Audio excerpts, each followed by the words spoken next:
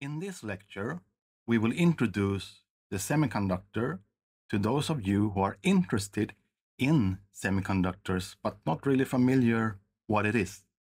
And if you are experienced with semiconductors, then this will be an useful information for you how it can be used. But first of all, I will introduce it. What is the semiconductor and what is the principle? And I will be very brief. The purpose is to introduce and then think about how it is used in the society for emerging technologies and future. If you have a look at your laptop and computer and you dismount it, you will find out that there are processors which are doing all the work to calculate, and when you're writing, you're using this. So in this image, you see how it looks like. And that consists of many transistors which are making decisions. And the transistors are made by semiconductors. And it is hilarious how many transistors there can be in our computers. If you have a look at a modern computer with the processor and your SSD for the space saving, then it's millions and trillions of processors in one computer. If you imagine how many computers there are in the world, then it's super many transistors, and all of them are made by semiconductors.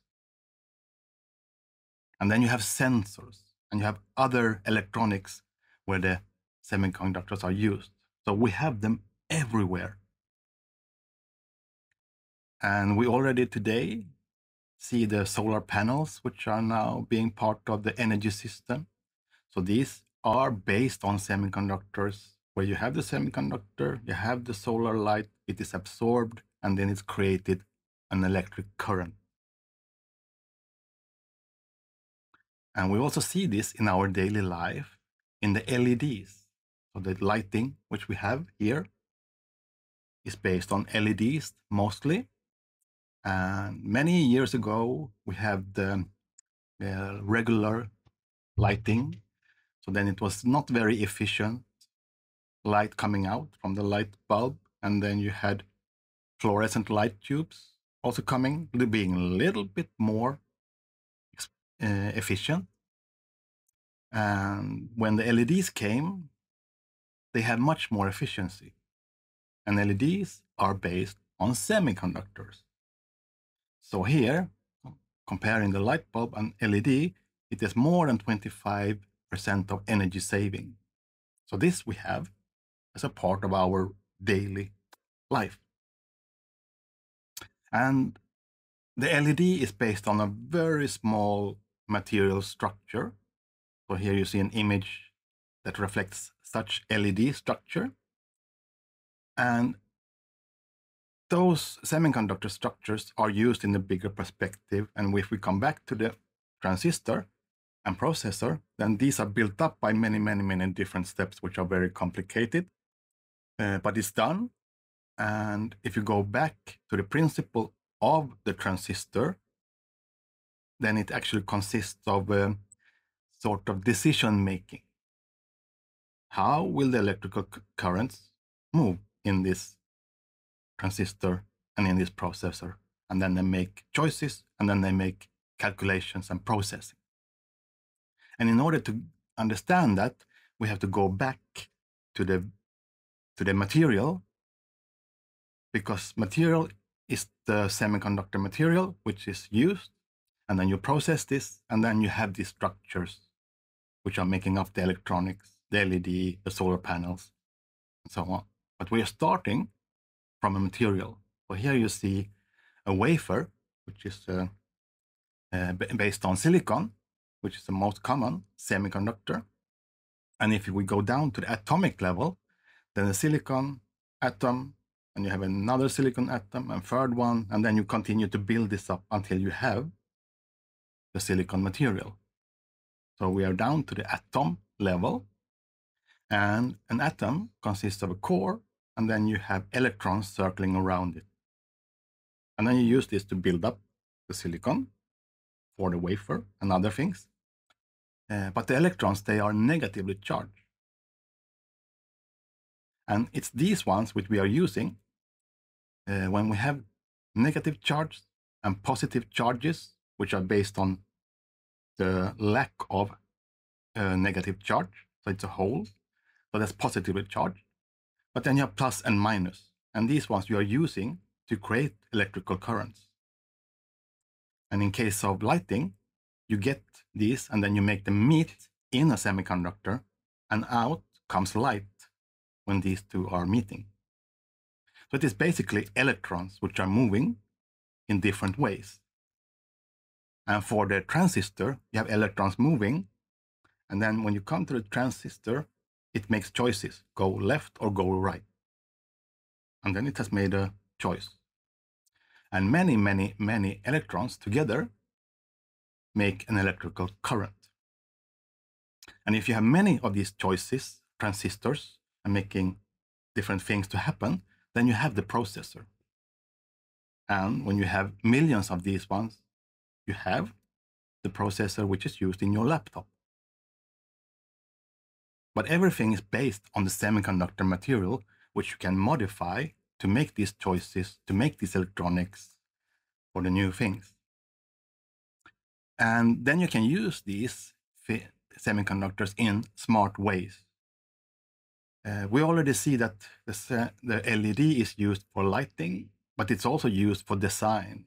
So this is a building in Brussels, which every few seconds changes light and color to make something new in the city. So it's not used for the lighting purpose to see things, it's used for the design things.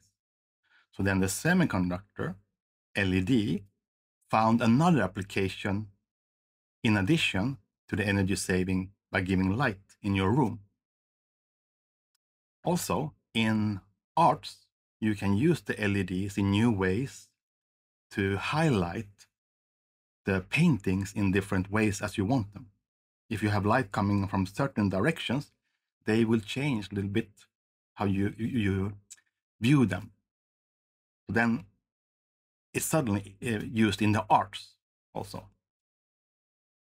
And if we go back to the semiconductor and electronics, then you are making chips and processors, and they are used for sensors, light, choices. And if we take the electric car as an example, there you have semiconductors which are converting, sensing, and you have many, many such ones in a car. And assume now that you will start to use this information, this data in the car, which is sensing things and making decisions automatically, then it's actually interacting with the environment. And if this car is in a city, it will be so much information which is shared. And if you go to the smart city, how you can make choices of sensors and things in the electronics, then you have so many electronics happening in the city that it's a lot of data. And for that data to be handled, you have data centers. And now with AI, you have even more data which is processed. And if we look into the data centers, then today, the data centers consume 1 to 2% of the overall power. And it is expected to grow almost like double until year 2030. And with the AI and chats, which we now, ChatGPT and all those AI tools which we can use, it's now exploding. So you can imagine all this data, but they are coming from semiconductors, which is doing something for a sensor, calculation, processor, or whatever, electronics. So then they are responsible for a lot of CO2, which means that if we would do things in smart ways to use these things, then we can actually save CO2 because they are causing a lot of emission. So we need to think in smart ways for the future, what to do with all this data, which is coming from semiconductors. This means that whatever you work with, If it's semiconductors, you will be related to this. But if you're working with AI, digitalization, or other things, it will be related to data and semiconductors, but from another point of view, not the semiconductor technology, which means that we're all part of the semiconductor world, directly or indirectly. That's why data center is a good example, because we are all using data. So then it comes to questions: how will AI affect our future?